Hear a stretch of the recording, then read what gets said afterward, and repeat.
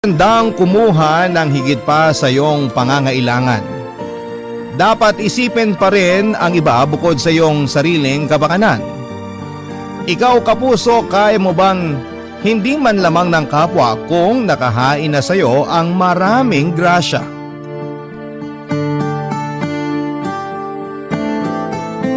Dear Papa Dudut, sobrang init noon at halos nasa dulong parte na ako ng linya. Umaasa ako noon na sana ay may maabutan pa ako kahit itlog lang na panlaga. Pinagmasdan ko ang mga taong nasa pila at tulad ko ay alam kong nagdarasal din sila noon na sana ay may maabutan pa silang maiuwi mula sa community pantry na yon, Papa Dudut. Ito po ang kwento ng aking pagpila noon sa community pantry kasama ang aking anak na si Nika.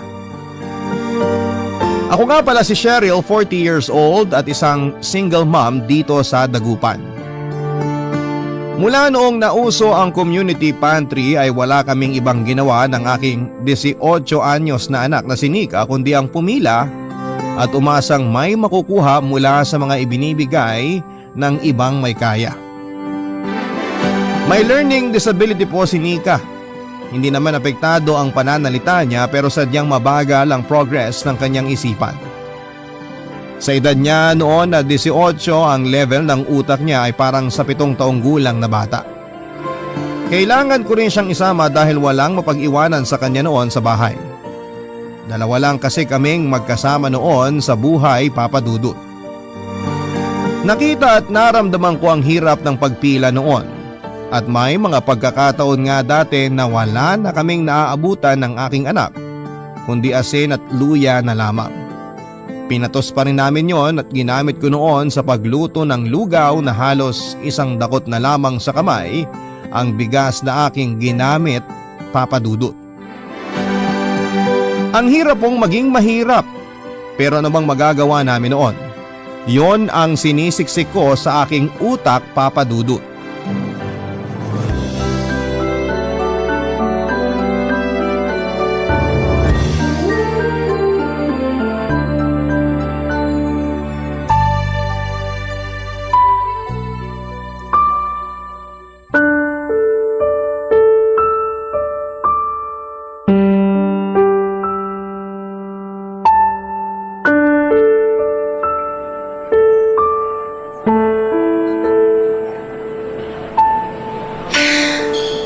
Ma, Ano yun, anak? pwede na po ba tayong umuwi? Kanina pa po kasi tayo dito. Ang init-init. Para na pong nasusunog tong braso ko, oh. Hipan-hipan mo na lang muna, anak. Mawawala rin yung init na yan. Gusto ko na rin po kasing umuwi. Ang sakit na po kasi ng paa ko. Gusto ko na po sanang umupo. Konting tiis na lang, nak. Malapit na tayo. Ipagdasal mo na lang sana may makuha pa tayong bigas at konting gulay sa community pantry. Ano po ba yung community pantry? Bakit po ba may ganyan? Wala naman po tayong pinipilaang ganyan dati eh. Ang community pantry ginawa para sa mga nangangailangan tulad natin. Tayong mahihirap. Hindi ko pa rin po maintindihan, Ma. Bakit mahirap lang? Yaman. Lagi tayong kinukulang sa pera. Kaya ginawa ang community pantry na to para yung mga may kaya magbahagi sila ng blessings nila para sa mga katulad nating nangangailangan. Ano po ba yung mga nakalagay doon na pwede nating kunin, Ma? Lahat ng nakalatag sa mesa pwede nating makuha. Pero dapat yung kailangan lang natin ang kunin natin. Yung itlog po, ilan po yung pwede nating kunin? Kung para sa ating dalawa, sapat na yung 2 o 3. Depende sa iluluto ko mamaya. Ano po ba yung meron pa? Di po kasi makita eh. Ang dami kasi nakapila. Umaharang sila sa akin eh. Merong instant noodles, gulay. Kanina may prutas dyan pero mukhang naubos na rin. Teka, ano pa? Ayun, meron ding asukal, patis, kape at face mask. Ayun, anak, dapat pala makakuha tayo ng face mask kasi hindi pa ako nakakapaglaban nung sa atin. May pera rin po ba doon, Ma? Minsan meron. Depende yan, anak, sa magbibigay. Pwede po bang magsulat doon ng gusto natin? Para yun na lang po yung ibigay nung mayayaman. Naku anak, hindi pwede. Kung ano lang yung kayang ibigay ng may kaya, yun lang ang dapat nating tanggapin at kunin. Magpasalamat na lang tayo at meron pa ring mabubuting puso na handang tumulong kahit hindi naman kailangan. Ma, Ano yun anak? bakit po ba tayo mahirap?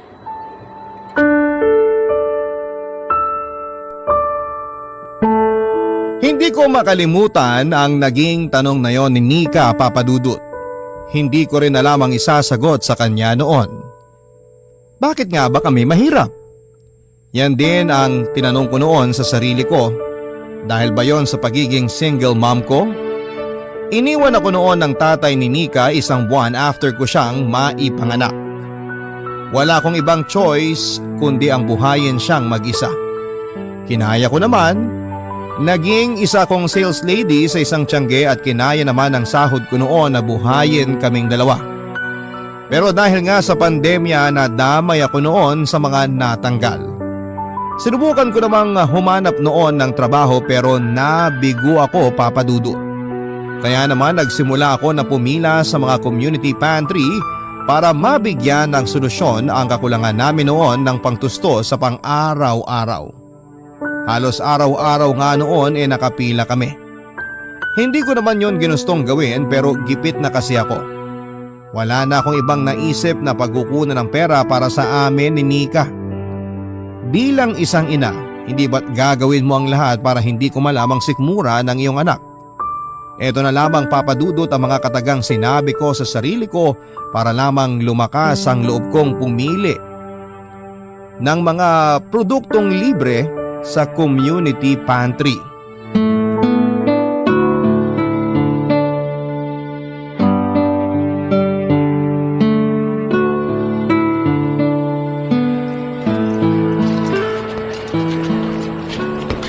Ma, Ano yun? bakit po kailangan nating pumunta sa ibang barangay para makapila sa community pantry nila?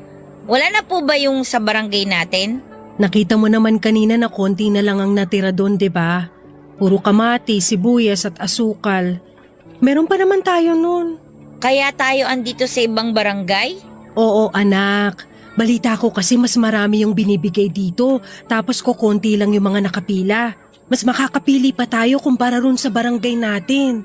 Kung gano'n naman po pala, di kumuha na lang po tayo ng marami para hindi na tayo pipila bukas. Nakakapagod kasi yung pabalik-balik Nasilip ko po may mga candy din doon. Kukuha po ako ng marami ha. Kasi yung sa barangay natin wala namang candy Pwede po ba ma? Bibigyan ko rin yung mga kapitbahay natin. Anak, nakikita mo ba yung karatolang nakasabit sa pantry? Opo. Pwede bang basahin mo? Magbigay ayon sa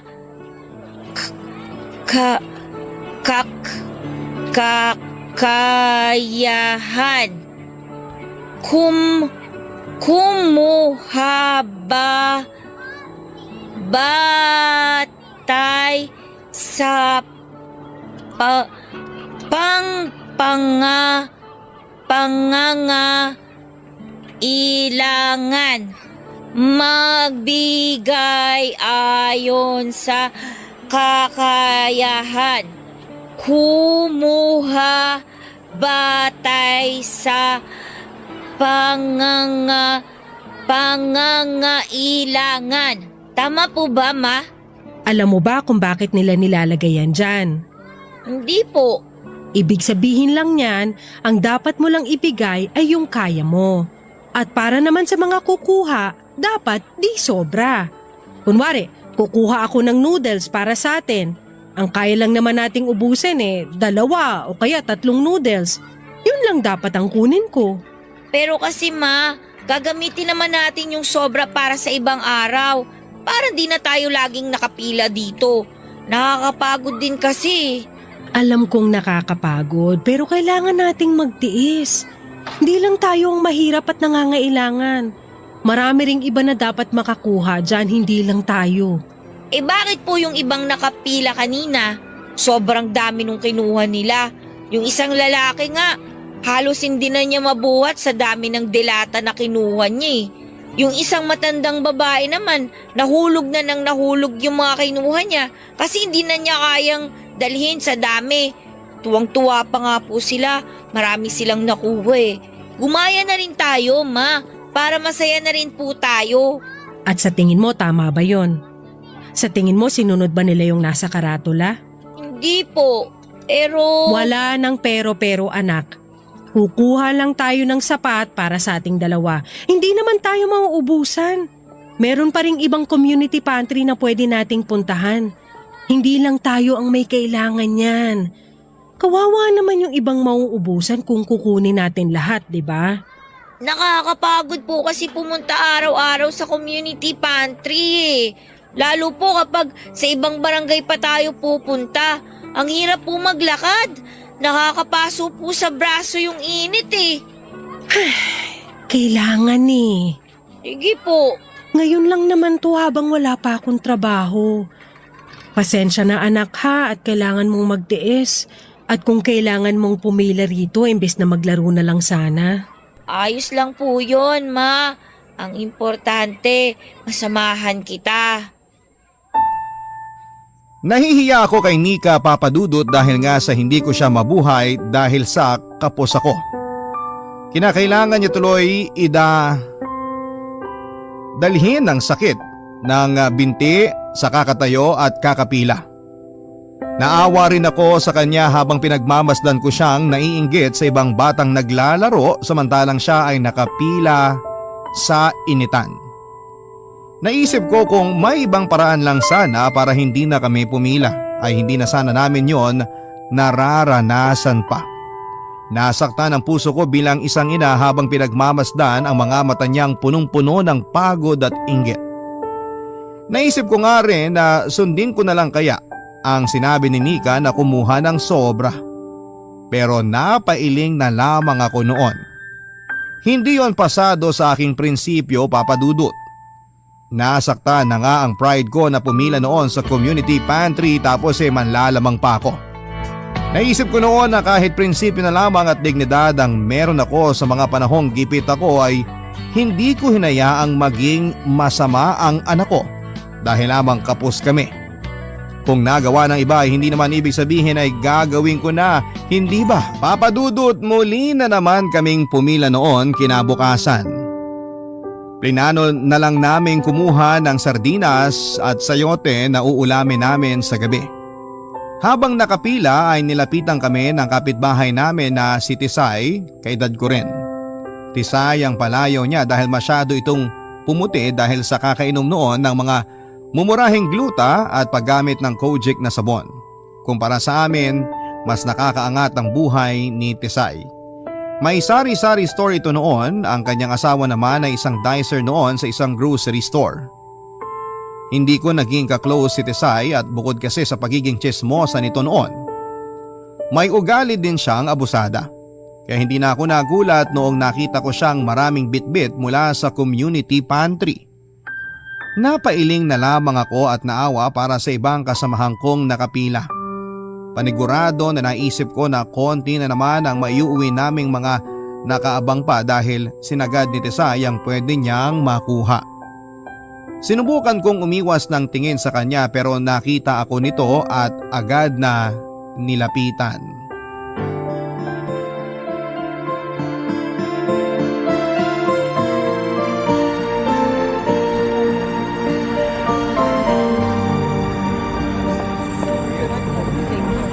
Cheryl!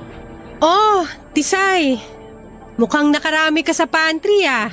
Naku, pangatlong balik ko na nga to eh. Di ko nga alam kung bakit ako kumuha ng asin at itlog eh. Marami namang ganito sa bahay. Grabe naman. Nagtatlong balik ka talaga? At bakit hindi? Libre naman yun para sa lahat ah. Pero paano naman yung ibang nakapila rin? Marami rito kanina pa nakaabang. Tingnan mo yung mga nasa harapan ko. Halos nanunuyo na yung balat dahil sa init ng panahon. Sus, marami pa namang nakalatag doon. Kung sakaling maubusan sila, pwede pa rin naman silang bumalik kinabukasan ah. Marami namang magbibigay. Di nauubusan ng mayaman sa mundo, Cheryl. Masama po yan, Ate Tisay. Anong masama? Yung kumuha ng sobra. Dapat magtira pa rin tayo sa ibang nangangailangan. Aba, ay sino naman nagsabi sa'yo niyan? Si mama ko po. Binasa niyo po ba yung karatula sa pantry? Kumuha lang batay sa pangangailangan. Eh marami akong pangangailangan eh, kaya marami rin ang kinuha ko. O, di ba? Binatay ko lang sa kailangan ko. Lusot! Eh bakit po kayo kumuha ng itlog at asin kung sinabi niyo po kanina na hindi niyo naman kailangan yan? Eh kasi...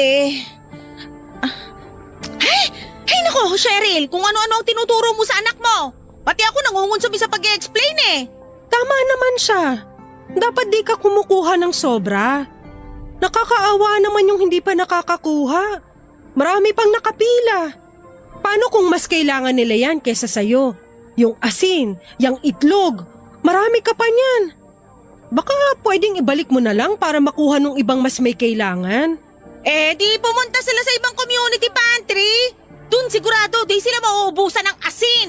Yung pagod kasi ang pinag-uusapan dito. Mahirap yung pumila ka at mag-uubos ka ng lakas at oras para rito, tapos pagdating mo sa pantry wala ka na pala makukuha. Nakakasama yun ang loob sa totoo lang. Kaya wag niyo na pong ubusin. Ibalik niyo na po kahit 4 na itlog lang po. Please po, para makakuha din kami. Alam mo, Nika, pasalamat ka, cute ka at nasa mood ako. Pero bilang mabuting kapitbahay, ibibigay ko na lang sa inyo ang 3 itlog na to. Masarap yan ihalo sa noodles. Meron pa ako nakitang noodles doon, mga 8 pa yata. Sana maabutan nyo. Salamat po, Ate Tisay. At ito pa, may ituturo ako sa inyo kung sakaling magbago lang ang isip nyo at ang prinsipyo nyo. Ano po yun? Ayos na, Tisay. Salamat na lang dito Kailangan huwag ka magsusuot ng magara. Dapat itsurang mahirap ka talaga para kahit kumuha ka ng marami, hahayaan ka nila. Eh kasi nga kailangan mo, di ba? Mukhang kailangan mo. Pwede ka rin magkwento ng kahirapan mo. Pwede kang mag-imbento ng sasabihin mo para kaawaan ka nila. Tingnan mo, sila pa ang magkukusang magbigay ng marami sa'yo. Pwede po pala yun, Ma. Hindi naman kailangan gawin yan, Tisay. Hindi magandang gawain yan. Ayaw naming mang-abuso. Ano ka ba naman, Cheryl? Eh sa ating dalawa, dapat ikaw nga ang gumagawa nito at hindi ako. Alam kong wala ka ng trabaho ngayon at kailangan mo to. Concern lang naman ako sa'yo at sa anak mo. Kung di ka kukuha ng sobra, paano ka? O siya, mauna na ako. May pupuntahan pa akong ibang community pantry mamaya pag naiuwi ko na lahat ng to. Nainis ako kay Tisay at nahilan niya noon si Nika sa mga kalokohan at pagiging abusado niya. Kaya nga ayaw ko noon na lumapit-lapit si Nika sa kanya dahil alam kong wala itong maidudulot na maganda sa anak ko. Ilang beses akong kinumbinsin ni Nika na sundin namin ang ginawa ni Tisay. Pero ilang beses ko ring sinabi sa kanya na hindi namin yon kailangang gawin. Opo, mahirap kami. Pero hindi naman ibig sabihin noon ay mga abuso na kami. Naisip ko lang na nakakahiya naman sa mga namimigay kung sobra-sobra naman kami sa pagkuha. Sinubukan kong ilayo si Nika kay Tisay lalo na sa pagpila noon sa mga community pantry. Pero hindi nangyari yon. Nakasabay ko pa rin siya ng ilang beses at talagang pinaninindigan niya na kumuha ng kukuha kahit na hindi naman niya talaga totoong kailangan.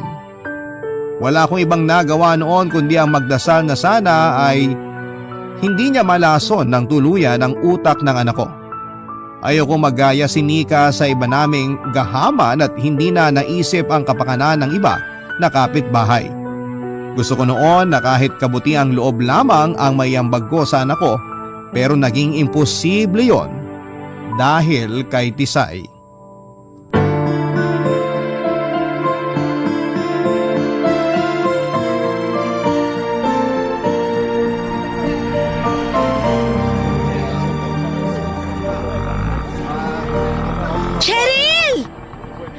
Ito na naman siya. Langit, magpaulan ka ng pasensya.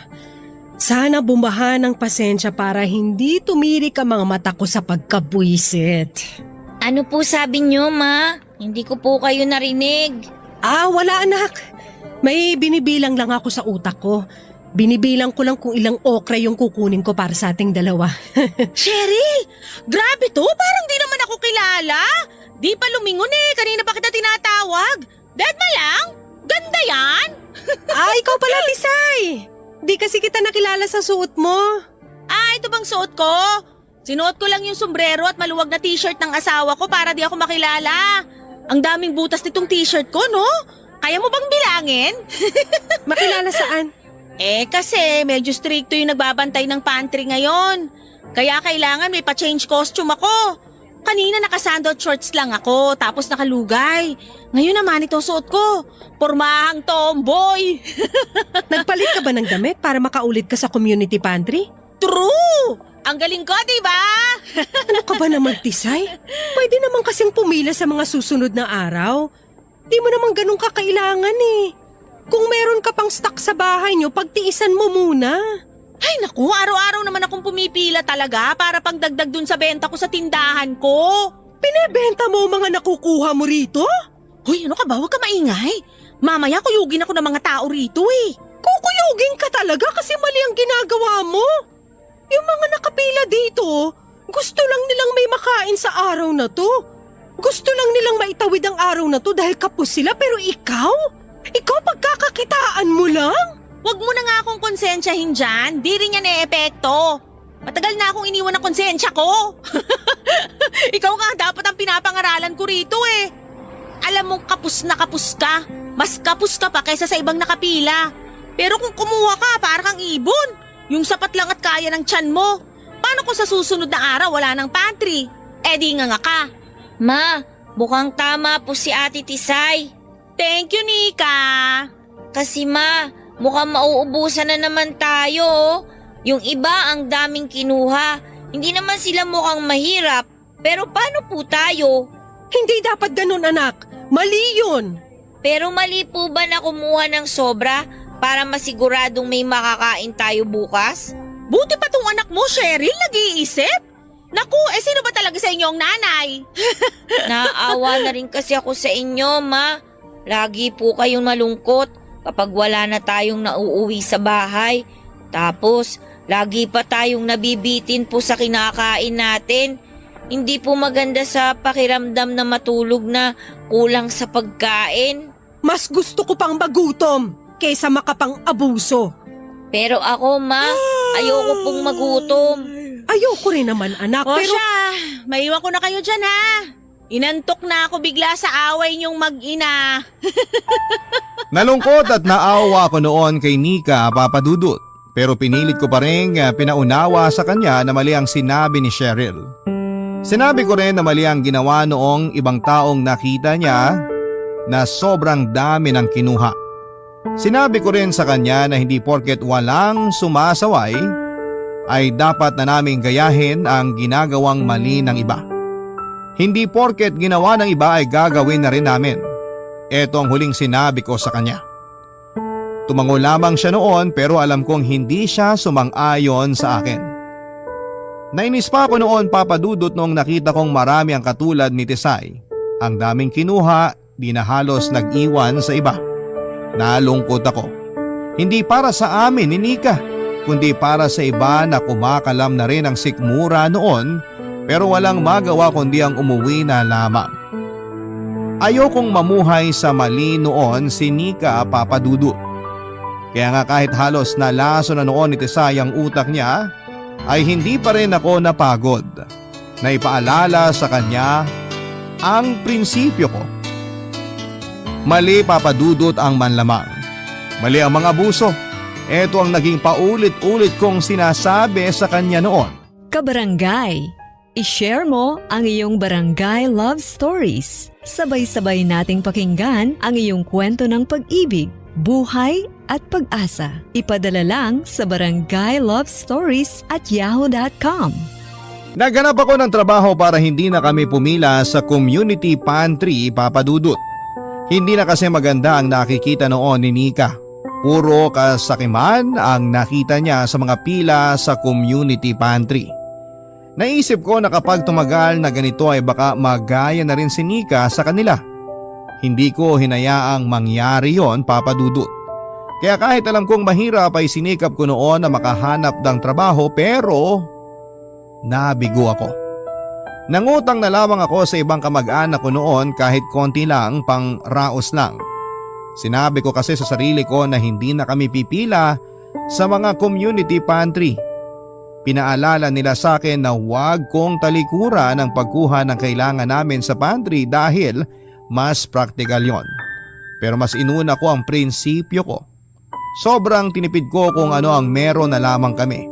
Hindi ko inalintana ang hirap ng pagtatawid sa aking prinsipyo kung ito ang paraan para maging mabuti ang anak ko.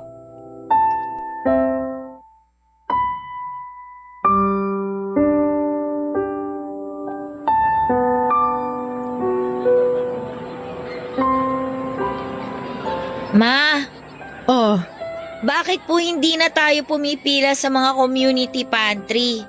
hindi naman natin kailangan. May natitira pa tayong pera rito. Kapag naubos na po ba ang pera natin, babalik na tayo sa pagpila? Kailan po kaya? May naisip na po ba kayong kukunin natin? Hindi ko pa alam, anak. Umila na kaya tayo, ma. Tapos ipunin natin yun para may imbak tayo. Kuha na tayo ng marami. Parang si Ate Tisay. Tutulungan naman kitang magbuhat, ma. Pwede nga po yung tinuro ni Ate Tisay eh. Yung mauuna po kayong pumila. Tapos ako naman yung susunod sa inyo. Para makarami tayo. Hindi iisipin ng nagbabantay na iisang bahay lang tayo. Tsaka po, isuot natin yung mga sirang damit natin. Makakatulong po yata yun. Di ba paulit-ulit kong sinasabi sa'yo na mali ang manglamang? Mali ang mang-abuso at mali ang manloko? Parang hindi ka naman natututo. Pero ma, kailangan din kasi natin yun. Alam ko namang konti na lang ang pera mo dyan eh. Gusto ko lang naman pong hindi na kayo mamroblema kung ano yung pagkakasyahin yung pagkain natin sa araw-araw. Nanay ako. Alam ko kung paano pagkasyahin kung ano man ang meron tayo. Huwag ka nang masyadong mag-alala dyan. Tulungan mo na lang ako maglaba mamaya. Sobrang nipis na po ng sabon. Bimpo na lang po at 3 panty sigurong kakayanin nun. Umutang ka muna sa tindahan. Sabihin mo bukas ko babayaran. Doon po sa tindahan ni na Ate Carol, hindi na daw po sila nagpapautang ngayon, ma. Bukas na lang tayo maglaba. Kapag may sobra sa ipang bibili ko ng pagkain natin mamaya, bibili tayo ng isang sabon. Teka, may sabong panligo pa naman tayo, di ba? Makapal-kapal pa yon, baka pwedeng yun na muna ang gamitin natin para hindi na tayo matambakan ng labahan bukas. Ay, Oh, bakit? nalulungkot po kasi ako, ma. Kasi? Kasi mahirap po tayo. Kailangan natin laging magtiis, magtipid. Nalulungkot ako na puro tayo lugaw. Nalulungkot ako kasi wala kayong masyadong pera sa bulsa nyo. Makakaraos din tayo, anak. Matapos lang ang pandemyang ito, promise ko sa'yo hindi na lugaw ang laging kakainin mo. Bakit po kasi tayo mahirap, ma? Bakit yung iba naman mayaman? Hindi naman yata tama yun. Anak, ang importante, namumuhay tayo ng... Marangal. Alam ko na po yan, ma. Lagi niyo pong sinasabi sa akin yan. Pero paano naman po yung gutom natin? Mabubusog ba tayo kapag araw-araw tayo magiging mabuti?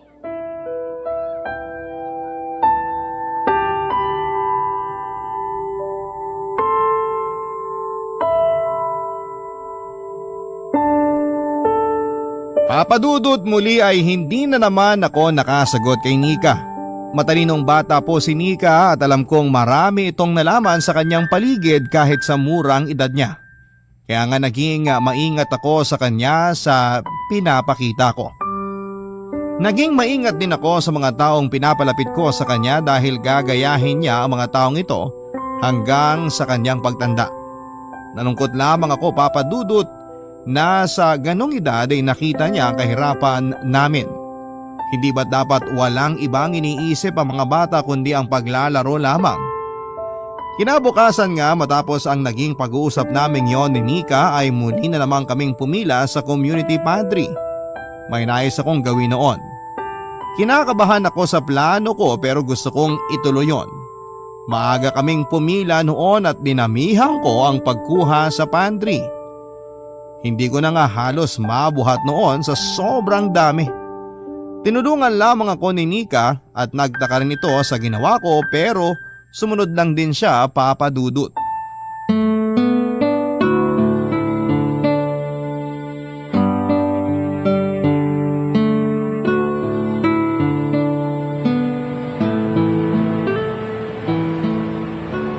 Ma, bakit po ang dami ata nating kinuha ngayon sa community pantry? Ayos lang yan anak. Hawakan mo mabuti ang mga nakuha mo. Kaya ko naman pong dalhin to. Tara na po. Maya-maya, hintay pa muna tayo ng konti. Bakit po? Pipila pa po ba tayo? Nakita nyo naman pong wala na halos natira sa mesa ng pantry. Nakuha na nga po yata natin lahat eh. May hinihintay lang ako. Hindi na tayo pipila, dito lang tayo sa gilid. Sige po. Cheryl, Nika! Wow, ang dami niyong nakuha ha? Sabi sa inyo, di nyo naman kailangan tipirin ang sarili nyo sa paghingi eh. Tama ka nga. Maganda nga na marami kaming kinuha. Bukas pipila ulit kami. Mas marami ang kukunin namin bukas. Teka nga, ngayon ka lang ba pipila? Oo, dumating kasi yung nag-deliver ng soft drinks kanina. Kailangan kong bantayan at baka makabasag na naman. Sakit talaga sa ulo yung mga yun. Ganun ba? O sige, pila ka na ron. Oo, teka, sandali lang ha. Hintayin niyo ako para sabay-sabay na tayong umuwi. Ma, wala na po halos natira dun sa pantry. Bakit nyo pa po pinapila si Ate Tisay? Makikita mo kapag bumalik siya rito. Oh, Tisay! Wala ka atang nakuha. Walang-wala talaga. Simot na simot yung noodles at dilate. Tingnan mo yung iba dun oh. Nagtsatsaga sa kung ano na lang yung meron. Kawawa naman sila. Kawawa talaga. Kinuha mo halos lahat ng meron dun eh. Di ka man lang nagtira. Di mo man lang iniisip yung iba. Teka, di ba nga ikaw ang nagsabi na kumuha lang ako ng kumuha ng marami? Sa'yo nagsimula to, no? Oo nga po. Yung po lagi niyong sinasabi kaya siguro kumuha ng ganito karami si Mama. Pero paano naman kaming late pumila? Wala na kaya kaming naabutan. Di ba ganito rin naman ang ginagawa mo dati? Ilang ulit kang kumukuha ng sobra kahit na walang natitira sa iba? Tumatawa ka pa nga eh. Ikaw ang pinag-uusapan dito. Ganyan na ba ang gusto mo makita ng anak mo? Maging sakim at abusada? Asan na yung prinsipyo mo? Kaya ko nga ginagawa to ngayon para malaman at makita ni Nika kung ano yung hindi niya dapat gayahin. Ang labo mo magturo! Naintindihan ko po ang gustong sabihin ni Mama, Ate Tisay. Mali nga kumuha ng sobra at hindi magtira para sa iba. Nakita niyo po ba yung karatula na yon? Magbigay ayon sa kakayahan. Kumuha batay sa pangangailangan. O ngayon, Siguro naman po naintindihan niyo kung ano ang gustong sabihin nun sa atin. Kumuha ka na rito ng kailangan mo. Magtira ka lang ha dahil ibibigay ko pa yan sa ibang hindi nakakuha kanina. sigurado ka ba? Oo. Wala naman akong balak kunin yan lahat para sa sarili ko. Gusto lang kitang turuan kung ano yung tama. Ibibigay ko naman yan sa iba at sa'yo. Sana po sa susunod, hindi na po tayo manglamang. Hay, ona. O siya, pengin itong meatloaf tsaka okra. Gusto ko tong ulam mamaya eh. Hindi ko to bebenta, promise. Yan lang po ba? Oo, ito lang kailangan ko. Salamat, Cheryl ha. Pinamahagi ko rin ang araw na yon ang mga nakuha ko mula sa pantry at kinausap ko noon ng organizer at sinabi ko ang bala kong gawin. Pumayag naman siya at inayaan ako noon na hakutin ang mga pagkain sa mesa at hindi ko naman yon sinolo. Gusto ko lang maturuan ng leksyon noon si Tisay. Nag-work naman Papa Dudut at mula nga noon ay hindi na siya nanguha ng higit pa sa kanyang kinakailangan. Natuto siyang magtira para sa iba at natuwa kami ni Nika. Natapos na ang community pantry sa aming lugar at napapangiti pa rin ako kapag naaalala ko ang mga naging karanasan namin. I-update ko lang kayo sa nangyayari ngayon sa buhay ko ha. Yaya po ko ngayon ng anak na organizer ng community pantry na nakausap ko po dati. Naawa ito noong nalamang wala akong trabaho. Maliit lang ang sahod ko pero masaya ko dahil marangal po ito. Ikaw, ano ang kwentong community pantry mo? Ang inyo pong kapuso at kabarangay forever, Cheryl. Barangay Love Stories.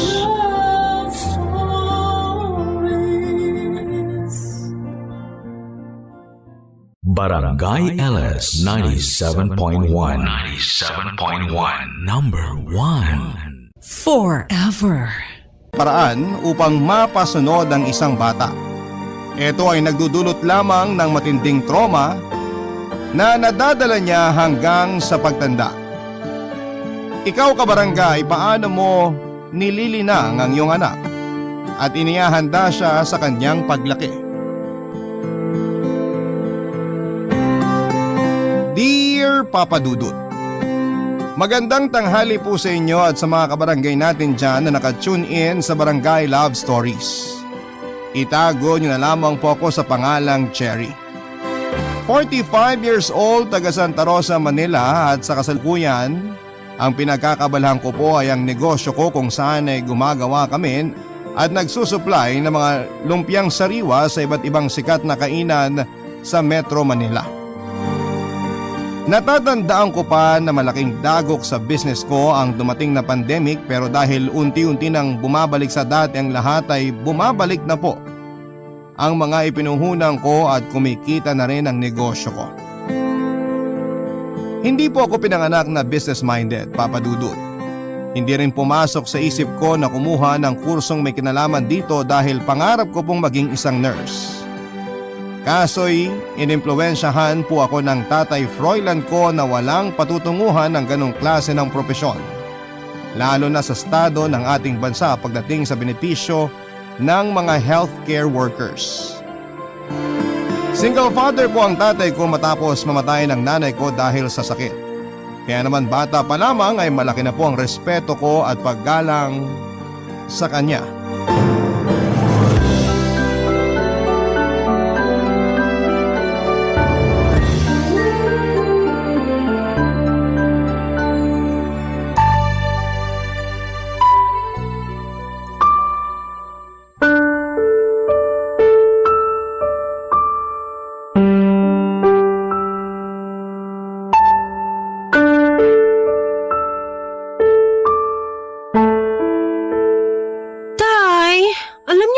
Gusto ko maging nurse, diba? Hayaan niyo na po akong kumuha ng nursing, please. Bakit kasi gusto mong pa maging nurse? Ano kinabukasan mo dyan, Aber? Wala, Cherry. Sinasabi ko na sa'yo. Kaya ngayon pa lang, tigilan mo ng pangungulit mo sa akin na yan ang kukunin mong kurso sa kolehiyo. Ang gusto ko, kumuha ka ng may kinalaman sa pagnenegosyo para pagka-graduate mo, hindi ka matenga sa pagiging empleyado. Pero ano naman pong kurso yun, Tay? Alam niyo naman na hindi ko hilig ang pagnenegosyo. Anong alam ko dun? Pwes, ngayon pa lang, simulan mo ng kahiligan at alamin para magkaroon ka ng magandang kinabukasan. Bakit hindi mo tularan ng mga anak na kumpare ko? Lahat tungkol sa pagnenegosyo ang kursong kinuha nila. Ang nasa isip kasi ng mga yon, umasenso pagdating ng panahon. Tay, hindi naman po porke nursing ang gusto kong kunin at tapusin sa college Hindi na rin ako aasenso pagdating ng panahon. Gusto ko pong makapaglingkod sa kapwa. Kaya desidido na po ako na maging nurse. Alam niyo naman po na bata pa lang pangarap ko na yun, di ba? Para sa akin, pag natupad ko ang pangarap kong yun, asensado na ako. Ang totoong asensado, nakikita sa mga gamit na naipundar niya at sa laki ng pera niya sa bangko.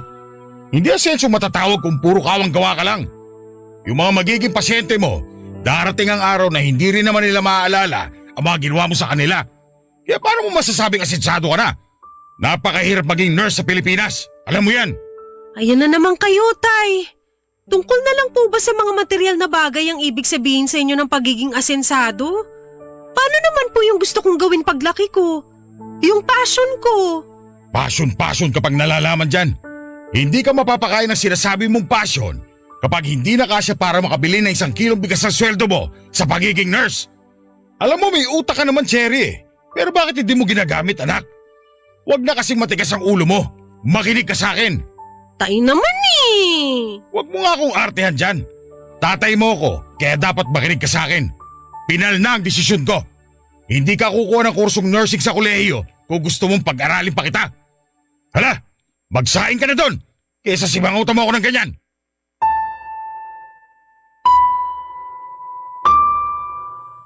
Papa Dudut, nagtatrabaho po bilang isang construction foreman ng tatay Froilan ko at simulat sa pool ay iginapang na niya ang aking pag-aaral hanggang sa makapagtapos ako.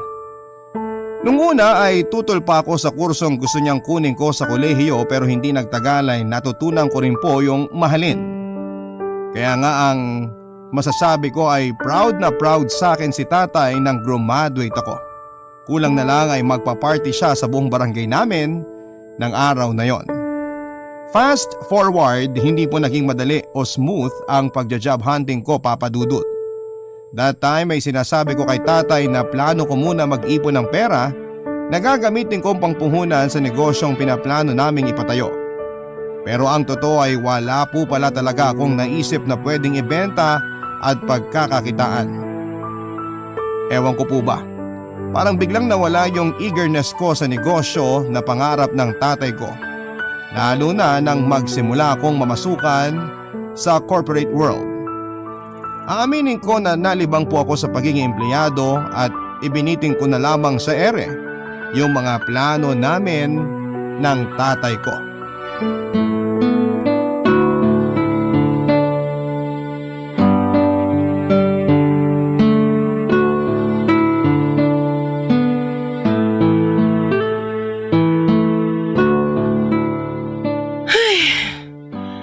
Bakit parang kulang na naman yung sweldo ko dito sa payslip ko? Ako naman? Tong payroll talaga namin. Hindi na naman sinama yung leave ko. Nag-file naman ako last cut-off. Malayo pa lang ako, kitang-kita ko na yung nakasimangot mo mukha. Huhulaan ko. Tungkol na naman ba sa sweldo mong pinagkakaganyan mo, Cherry? Opo. Kasi po kulang na naman sinahod ko ngayong cut-off. Hindi po naisama yung sick leave ko last time. Nag-file naman ako ng leave form. Nakakainis kasi kailangan ko pa naman yung pera ngayon. Paano kaya to?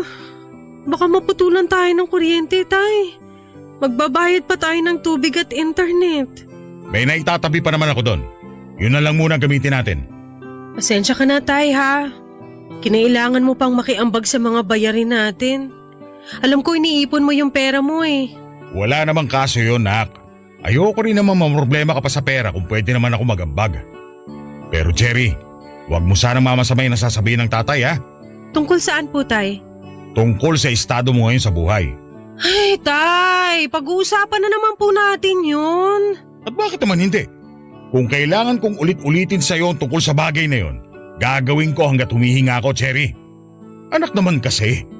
Ano ba plano mo sa buhay mo? Gusto mo ba habang buhay ka na lang maging empleyado?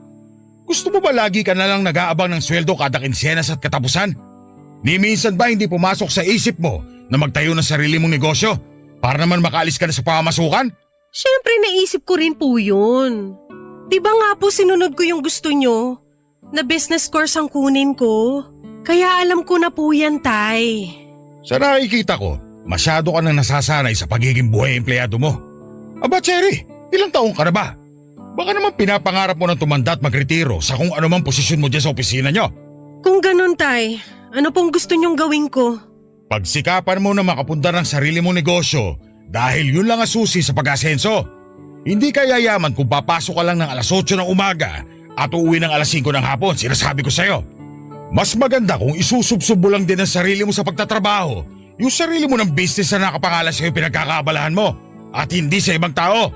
Darating din po tayo dyan, tay. Eh kailan pa?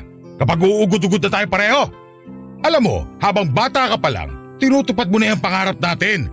Para marami ka pang panahon na pagtrabahuhan yon. Huwag ka makontento sa kung anong meron ka, Cherry. Kumilos ka. Hindi ka man lang ba naiinggit sa mga kaklase mo na meron nang naipupundar, samantalang ikaw, ultimong matinong cellphone, hirap kang makabili? Bakit kailangan niyo pa pong sabihin yan? Sino pa ba magsasabi sa iyo nun? Ibang tao? Malamang ako na tatay mo.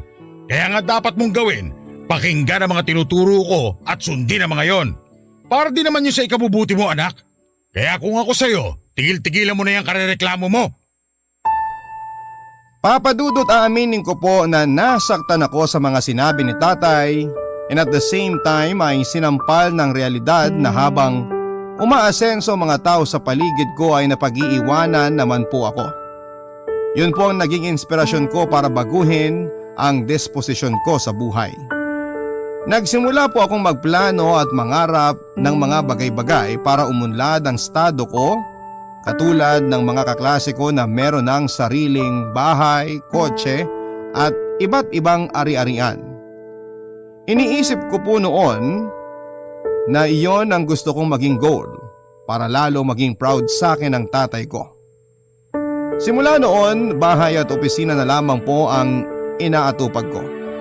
Sa free time ko ay uma-attend po ako ng mga free workshop online na may kinalaman sa business.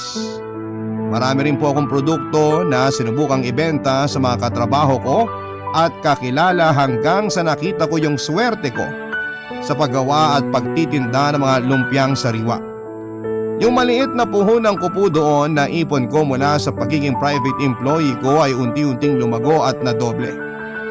Nang kakitaan ko po ng potensyal ang business ko ay doon na po ako nag-resign sa pinagtatrabahuhan ko upang tutukan ito.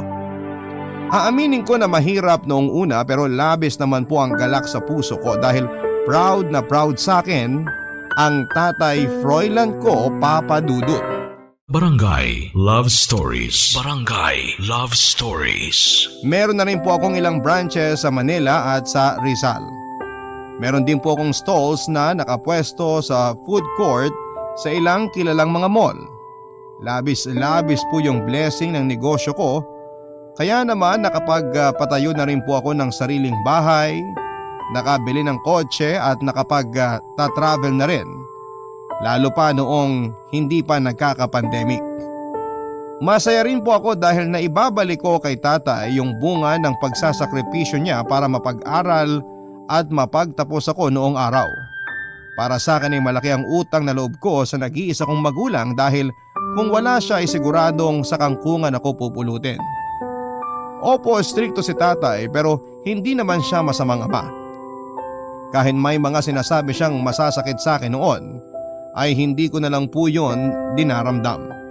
Kumbaga pasok sa kanang tenga at labas naman sa kaliwa hanggang sa nasanay na lamang ako na para bang kontrolado niya ang buhay ko. Buong akala ko ay makakawala na ako sa mga bagay na gusto niyang gawin ko dahil matanda na ako. Pero doon po ako nagkamali dahil isang araw ay meron na naman pong napuna sa akin si tatay. Yun po ay tungkol sa pag-aasawa ko at pagkakaroon ng sariling pamilya. That time ay may boyfriend po ako pero hindi siya gusto ni tatay para makatuluyan ko.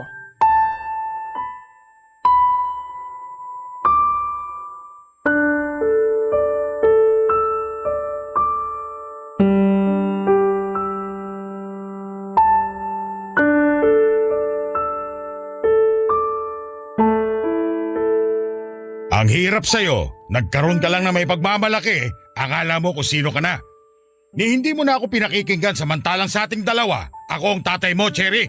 Ano po bang hindi pinakikinggan ang sinasabi nyo, Tay? Sa lahat ng bagay sa buhay ko nakinig ako sa inyo.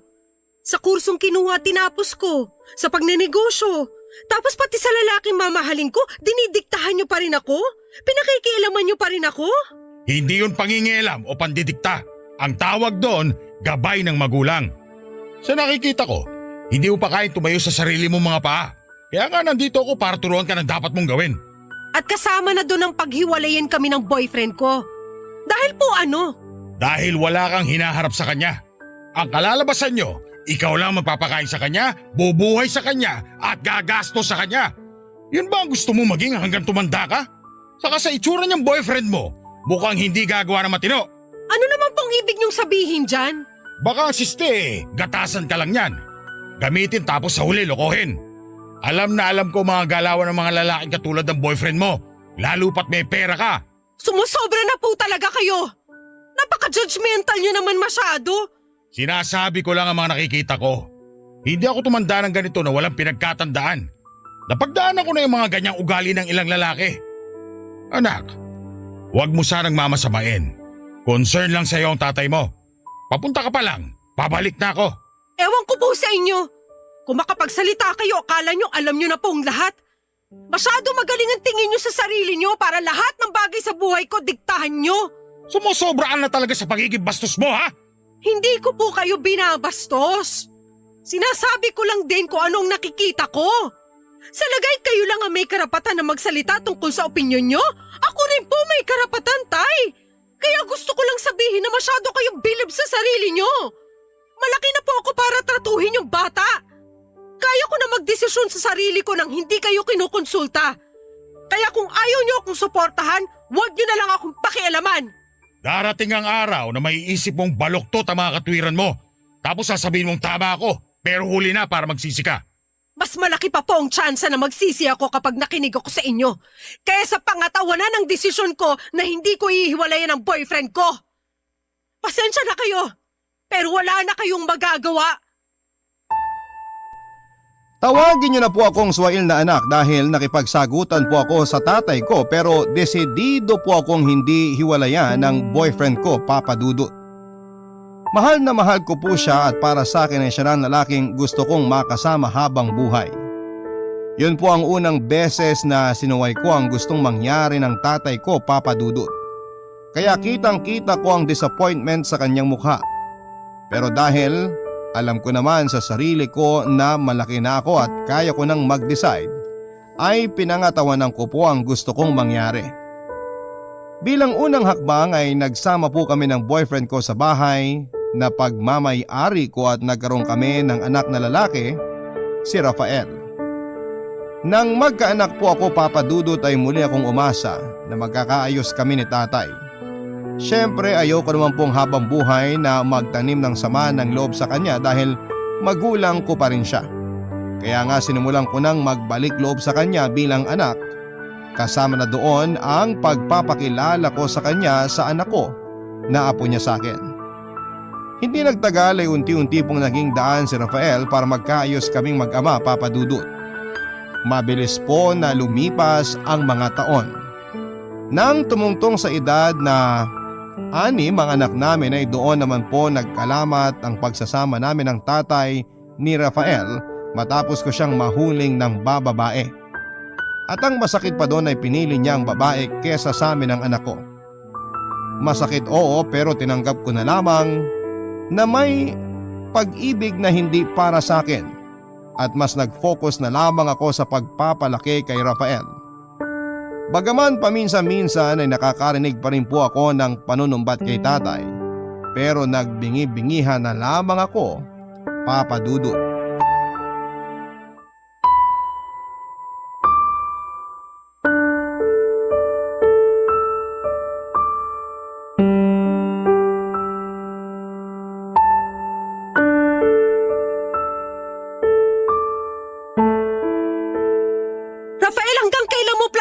Sa akin ng mga to.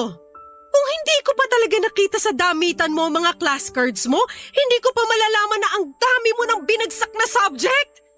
Plano mo ba talagang itago sa akin to? Hindi naman po sa ganun, Ma. Anong hindi naman sa ganun?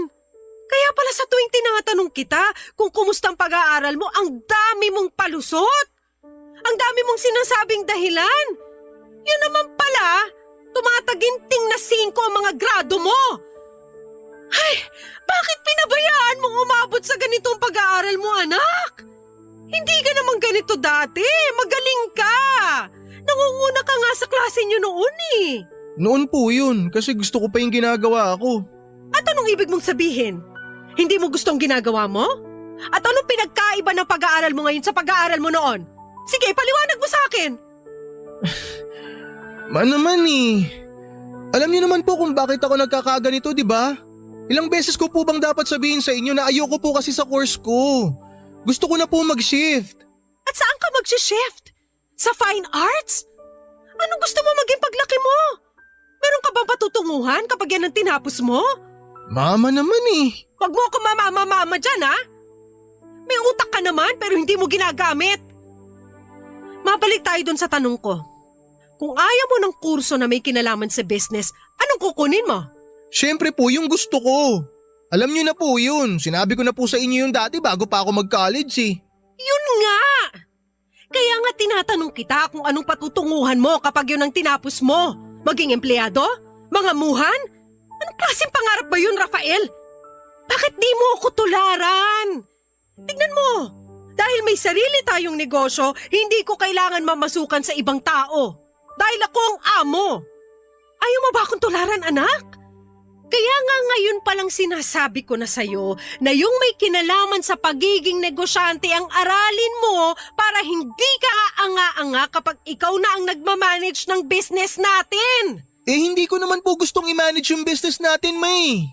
Tutulong po ako pero may sarili pa rin po akong pangarap. Walang kwenta yung pangarap mo kung sa dulo hindi ka aasenso. Kahit kailan, hindi magiging sapat na gusto mo lang ang ginagawa mo. Paano na lang ang mga pangangailangan mo kung hindi mo rin kayang suportahan ang sarili mo sa kakarampot na perang kinikita mo? Sige nga! Kawawa lang din ang magiging pamilya mo, Rafael. Hindi mo mabubusog ang sikmura ng mag-iina mo kung susundin mo yung passion mo. Kaya sige, ngayon pa lang, pag-isipan mo ng mabuti ang lahat ng mga sinabi ko. Baka dumating na lang yung araw na bigla kang magsisi at masabi mo sa sarili mo na sana nakinig ka na lang sa mama mo. Ma, wag naman kayong ganyan. Alam niyo naman po kung ano gusto ko, di ba? Gusto ko po maging artist. Pangako ma, kapag pinayagan niyo ako, pagbubutihan ko palalo yung pag-aaral ko. Sige na po ma, payagan niyo na po akong kumuha ng fine arts. Hindi! Kung gusto mo, ikaw ang tumusto sa pag-aaral mo. Bahala ka sa buhay mo, total swail ka namang anak. Ma, please. Kahit ngayon lang po kayo makinig sa akin. Ngayon lang naman po ako nakikiusap sa inyo na i-consider niyo yung gusto ko eh. Masunuring anak naman po ako, di ba? Sinunod ko po lahat ng gusto niyo. Lahat ng sinasabi niyo ginagawa ko. Hindi naman po ako nagpabaya sa pag-aaral ko eh. Tumutulong naman po ako sa business natin. Lahat ng yun ginagawa ko kahit hindi niyo na sinasabi sa akin. May kusa ako. Hindi po ba pwede na kahit ngayon lang pagbigyan niyo ako, ma? Yung gusto ko naman at hindi yung puro sa inyo. Mangyayari lang yon kapag kaya mo nang tumayo sa sarili mong mga paa. Tsaka ikaw ang dapat makinig sa akin, ha? Dahil ako ang nanay mo. Sino ka lang ba? Anak lang kita, di ba? Huwag mong sabihing mas nananalaytay sa mga ugat mo ang dugo ng makupad at taksil mong ama. Patunayan mo sa aking mali ang akala ko. Patunayan mo na sa akin ka nagmana. Papa Dudut, alam ko naman pong masakit ang sinabi ko kay Rafael pero nadala na ako ng emosyon ng panahon na yon. Dismayado kasi ako sa mga grades niya at para sa akin ay nasasayang yung pera ko sa pagpapaaral sa kanya. Siguro'y may pagkukulang din ako bilang nanay niya pero wala pa rin po siyang karapatan na isumbat yon sa akin o magmalaki dahil anak ko lamang siya at ako ang nagpapakain sa kanya. Yun po ang mga pangaral ni tatay na itinanim niya sa isipan ko simula noong bata pa ako. Kaya malaki po ang takot ko sa kanya bilang magulang ko. Umaasa po ako, Papa Dudut, na nang dahil sa parehong pamamaraan na ginagamit sa akin noon ni tatay ay uubra yon sa anak ko. Nang pagbubulakbol niya sa eskwela dahilan para labis akong ma-stress. Doon ko po naisip na kausapin ang tatay ko at sinabi niya sa akin na siya ang bahalang magpatino sa anak ko, Papa Dudut. Bagay na sinang-ayunan ko naman. Hindi nagtagal sa bahay na namin tumira si Tatay Froilan at sinimulan na niyang disiplinahin ang kaisa-isa niyang apo. Sa loob po ng isang buwan na pananatili ni tatay sa bahay ay napansin ko po ang pagbabago sa anak ko. Pero imbes na mapabuti mukhang lalo pa pong napasama ang anak ko, Papa Dudut. Barangay Love Stories. Barangay Love Stories. Ang ibig ko pong sabihin na napasama ay napansin kong naging bugnutin at tahimik si Rafael, Papa Dudut. Oo, nalimitahan ang paglabas niya sa bahay namin at mas natutukan niya ang pag-aaral niya. Pero parang naging sapilitan po ang lahat. Kita ko rin po sa kanyang pagiging mailap sa akin at naging malungkutin at tahimik din po siya, Papa Dudut. Nung una ay hindi ko po masyadong binigyan ng pansin ang mga bagay na yon hanggang sa nakita ko na lamang ang pagbagsak ng katawan niya at madalas na pagkukulong sa kwarto. Doon po ako kinutuban ng hindi maganda at nag-worry ako para sa anak ko. Papa Dudut, sinimulan ko pong questionin ang desisyon kong ipaubaya si Rafael sa kanyang lolo dahil alam ko ang ugali ng tatay ko. Sabihin na natin noon na nakaya ko yung mga bigat at sakit na mga sinasabi niya sa akin at nagkaroon po ako ng matinding takot sa kanya na nadala ko hanggang sa pagtanda ko. Pero hindi ko po naisip yung magiging impact ng ganong klase ng paraan ng pangangaral sa isang bata, lalo na pagdating sa sarili kong anak. Ang totoo ay hindi po ako masaya na hustong pinakikialaman na ng tatay ko ang mga desisyon ko sa buhay. Kaya alam kong hindi magandang ideya na bigyan ko siya ng karapatan para kontrolin naman ang buhay ni Rafael.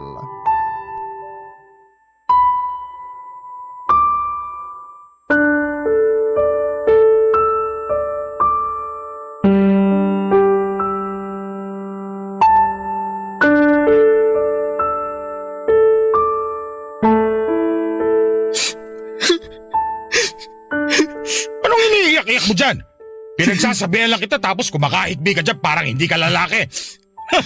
O baka naman hindi ka talaga lalaki, Rafael. Aba kung ganun, kahiya-hiya ka saan ka natin. Lolo, please. Pwede po bang huwag kayong ganyan magsalita sa akin? Masyado na po kayo nakakasama ng loob eh. Ano huwag magsalita ng ganyan? May mali ba sa mga sinabi ko? Uulitin ko kasi baka hindi naiintindihan na makitid mong utak. Makinig ka mabuti, ha? Tigilan mo yung pag-iinarte mo. May pakulong-kulong ka pa sa kwartong linti ka? Manong mag-aral ka na lang mabuti para naman hindi pala kulang grado mo sa mga subject mo, Rafael. Hanggang kailan mo ba plano mag-isakit sa ulo ng nanay mo? Mahiya ka naman! At kayo, hanggang kailan niyo po ako planong pakialaman? Hanggang kailan niyo planong pakialaman ng buhay ko? Anong sinabi mo? Totoo naman, Lo eh. Pakialamero kayo. Actually, kayong dalawa ni Mama. Pakialamero kayong dalawa. Ang dami niyo pang sinasabi na kung ano-anong nakakasakit. Imbis na suportahan niyo na lang ako sa kung anong gusto ko. Masyado kayong mga pakialamero! Ang kapal naman ng mukha mo, sagot-sagutin ako! Tay! Rafael, anak! Ayos ka lang ba? Naku, nagtutugo ang labi mo! Yan naman kasing anak mo, Cherry. Kung bastusin ako, akala mo hindi ako ang lolo niya. Pero kahit na! Hindi niyo pa rin dapat sinaktan ang anak ko! Apo niyo siya! Apo ko nga siya. Kaya gusto ko isaksak dyan sa utak ng magaling mong anak na dapat gawin niya mga sinasabi ko. Dahil para rin yun sa kapakanan niya. Tingnan mo ikaw, nung sinuway mo ako, may nangyari ba mabuti sa'yo? Wala, di ba? Iniwan ka pa rin ng tatay ng anak mo. Kasi hindi ka nakinig sa akin nung sinabi ko na hiwalayan mo na ang lalaking yun habang maaga. O ngayon, nagsisi ka rin sa uli. Gusto mo bang maranasan din yun ni Rafael? Pero magkaibang tao po kami ng anak ko. Ano ka ba? Alam niyo, Tay, tama na po. Tigilan niyo ng pakikialam sa buhay ng anak ko. Maling-mali talaga ang desisyon ko na papasukin pa kayo sa buhay niya. Dahil sigurado magiging miserable lang din siya katulad ko. Miserable bang tawag mo kung asensado ka sa buhay at nakikita mo resulta ng mga pinaghirapan mo? Pero hindi ako masaya!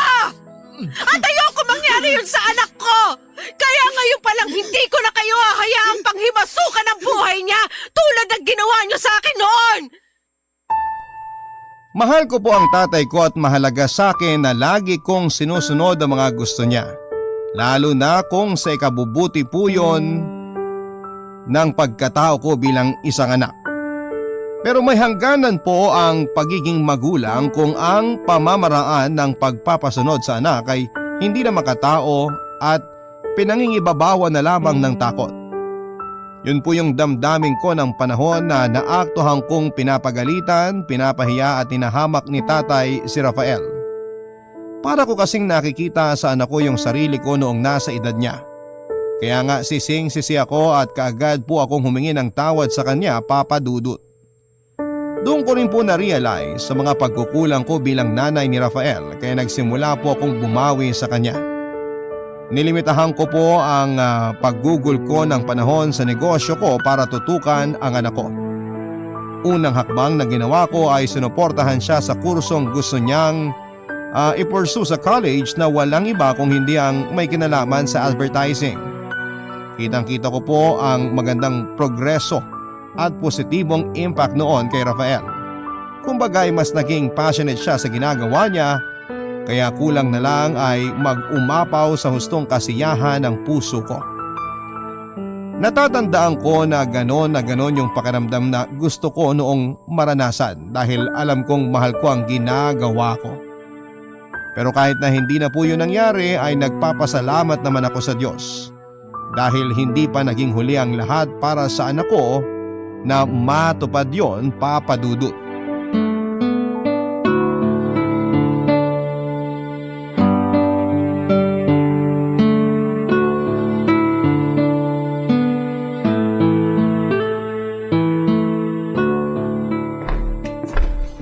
Ma, tingnan nyo oh. Nagluto po ako na masarap kasi may good news po ako para sa inyo. Upo muna kayo bago ko sabihin, dali. Aba, ano yan ha? Naintriga naman ako bigla, anak. At nagluto pa talaga ng ano ba to? Uy! Lechon paksiw! Paborito ko to!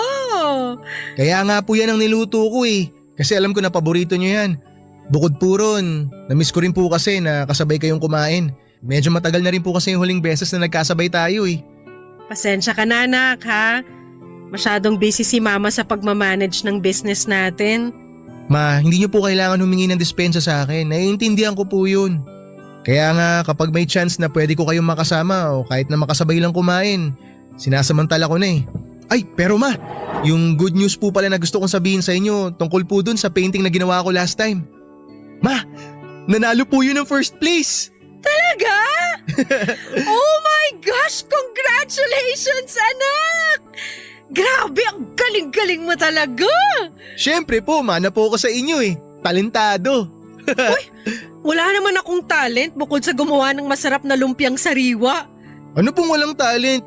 Nakita ko po yung mga painting nyo, ma. Ang gaganda nga po ng mga yun eh. Kaya sigurado po ako na nagmana ako sa inyo. Oh, tignan mo to, nambola pa. Pero nak, sobrang proud ako sa'yo kung alam mo lang. Pasensya ka na ha, kung ngayon ko lang na-appreciate ang mga bagay na ginagawa mo. Masyado ako nabulag na diktahan ka kasi akala ko yun ang tama. Na porke ako ang nanay mo, inisip ko na ako lang ang may control sa'yo. Pero maling-mali ako, nak, dahil naging makasarili ako. Ang totoo, nahihiya pa rin ako sa'yo. Ma, okay na po yun. Alam niyo, sa totoo lang, nagpapasalamat nga po ako sa inyo eh kasi pinayagan niyo ako na kunin yung course na gusto ko. Tsaka pinayagan niyo ako na gawin yung bagay na hilig ko. Salamat din po kasi pinagkatiwalaan niyo ako, ma. Malaki naman talaga ang tiwala ko. Susuportahan kita. Siguro, ganun talaga ang tungkulin ko bilang magulang sa'yo. Ang alalayan ka, suportahan ka, at hindi kontrolin ka. Dahil ikaw at ikaw pa rin ang gagawa ng kapalaran mo. Pangako po, ma, na mas lalo po kayong magiging proud sa akin. Gagawin ko po ang lahat para hindi po kayo mapahiya. Una pa lang po to. Proud na ako sa'yo, anak. At pinapangako ko rin na pag-iigihin ko ang pagiging magulang sa'yo. Babawiin natin yung mga panahon na nawala dahil sa pagiging busy ko sa trabaho. Tung dinner natin, dadalasan pa natin. Palagi rin tayo magbabonding para hindi natin masyadong mamiss ang isa't isa. Anak, hindi ako perpektong mama, alam mo yan. Pero pagsisikapan kong maging mabuting magulang sa'yo kahit na magkaedad ka na. Lagi mo kong maaasahan. Maraming salamat po talaga, ma. Mahal na mahal ko po kayo. Mas mahal kita, Rafael. O paano? Kain na tayo. Kanina pa ako nagugutom eh. Mukha pa namang masarap tong lechon paksiw. Lo, anong muka? Masarap po talaga yan. Sige, sabi mo eh.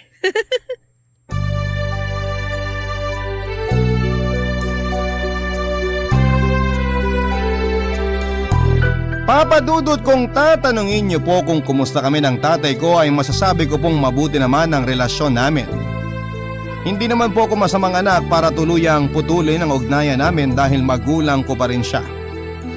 Bagaman mahirap na po talagang baguhin yung kung anumang ugali na kinasanayan na niya, ay gabi-gabi pa rin po akong nagdarasal sa Diyos na sana'y hipuin niya ang puso ng Tatay Froilan ko upang mapalambot yon.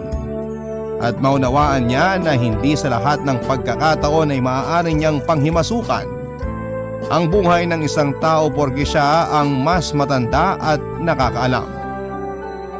Kung tutuusin ay sino pa ba ang nakakaalam ng mangyayari sa hinaharap? Wala naman po, hindi ba? Bilang magulang kay Rafael ay masaya po ako na nakikitang masaya ang anak ko sa kung anumang ginagawa niya sa buhay niya. Iba po yung hatid na galak sa puso kapag excited siya sa mga bagay-bagay dahil gusto niya po yung ginagawa niya. Nakakahawa po ang kasiyahan niya, Papa Dudut. Maraming salamat po sakaling mapili po ninyo ang kwento ng buhay ko na itampok sa Barangay Love Stories. Sana po ikapulutan po ito ng aral at inspirasyon ng ating mga kabarangay, lalo na ng mga kapwa ko mga magulang. God bless ang inyong forever kapuso at kabarangay, Cherry. Barangay Love Stories.